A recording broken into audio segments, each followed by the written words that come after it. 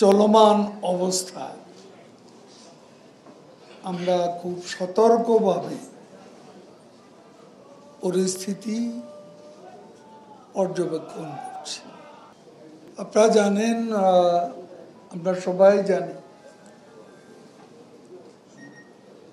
যে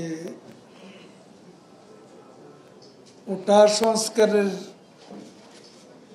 দাবিতে শিক্ষার্থীদের একটা আন্দোলন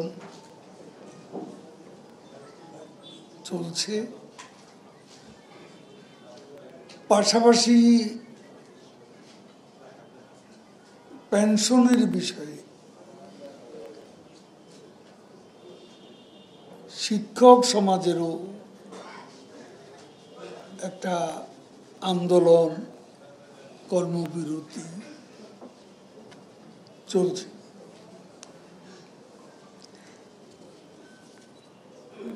আমরা এই দুটি কর্মসূচি চলমান অবস্থায় আমরা খুব সতর্কভাবে পরিস্থিতি পর্যবেক্ষণ করছি। আমরা যতটুকু জানি, কোটা সংস্কার বিরোধী যে আন্দোলন শিক্ষার্থীরা করছে, তারা, আমি যতটুকু জেনেছি, আজকে তাদের নির্ধারিত কোনো কর্মসূচি নেই। সেজন্য আমি তাদের ধন্যবাদ দিই। এবং তারা, এমনও আমরা শুনেছি যে তারা উচ্চ আদালতে যে মামলা, তাদের পক্ষ থেকে প্রতিনিধিত্ব করার জন্য লয়ার অ্যাডেড পার্টি তারা নিয়োগ করেছেন এবং তারা আদালতে যথাসময়ে হাজির হবে। এটাও আমি মনে করি একটা যৌক্তিক সিদ্ধান্ত। এই জন্য আমি তাদের ধন্যবাদ জানাই। তবে আমাদের অবস্থান অত্যন্ত পরিষ্কার। আমাদের প্রধানমন্ত্রী 2018 সালে একটা পরিপত্র জারি করে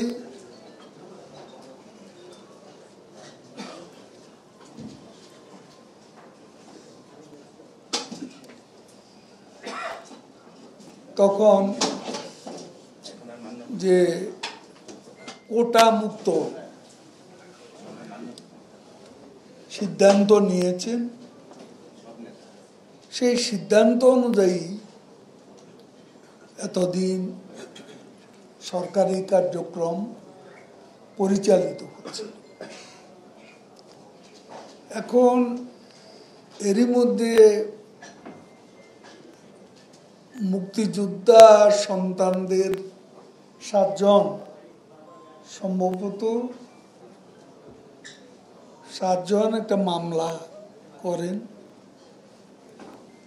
মুক্তিযোদ্ধা কোটার বিষয়ে, এবং কোর্ট, হাইকোর্ট একটা রায় দিল। এই রায়ের বিরুদ্ধে সরকার পক্ষ অ্যাপিল বিভাগে, এখন এটা চেম্বার জজ থেকে অ্যাপিলেট ডিভিশন নিয়ম অনুযায়ী এটা অ্যাপিল হয়েছে। ফুল কোর্টে আমরা আশা করছি শিগগিরই শুনানি হবে। সরকার এখানে অ্যাপিল করছে কারণ যে 7 জন মুক্তিযোদ্ধার সন্তান যারা মামলা করেছে সরকারের সিদ্ধান্তের বিরুদ্ধে, সে কারণে এখানে সরকার এখানে অবশ্যই একটা পক্ষ, এবং সে কারণে অ্যাপিল বিভাগে সরকারকে যেতে হয়েছে। আমাদের অবস্থান এখানে, সরকারের অবস্থান একেবারেই পরিষ্কার, স্ফটিকের মতো পরিষ্কার। আমরা যারা আজকে আন্দোলন করছেন, আমি একটা বিষয় যে আমাদের বিভিন্ন মিডিয়া কোটা বিরোধী আন্দোলন, আমার তো মনে হয় তাদের সঙ্গে যোগাযোগ করে যেটা জানা গেছে সেটা হলো কোটা সংস্কার বিরোধী আন্দোলন। আসলে তারা সম্ভবত কোটার সংস্কার চায়। এখন যখন তারা নিজেরাই তাদের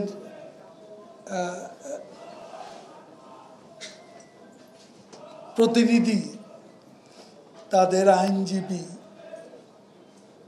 কোর্টে প্রতিনিধিত্ব করবে, তাদের কথা নিশ্চয় কোর্ট শুনবে, সরকার পক্ষের কথাও শুনবে। সব পক্ষের সাথে আলাপ আলোচনা করে সব পক্ষের কথা শুনে আমি মনে করি দেশের সর্বোচ্চ আদালত অ্যাপিল বিভাগ বাস্তবসম্মত একটা সিদ্ধান্ত নেবে, এটাই আমরা আশা। এবং ওই পর্যন্ত ধৈর্য ধারণ করার জন্য আমরা সংশ্লিষ্ট সবাইকে অনুরোধ করব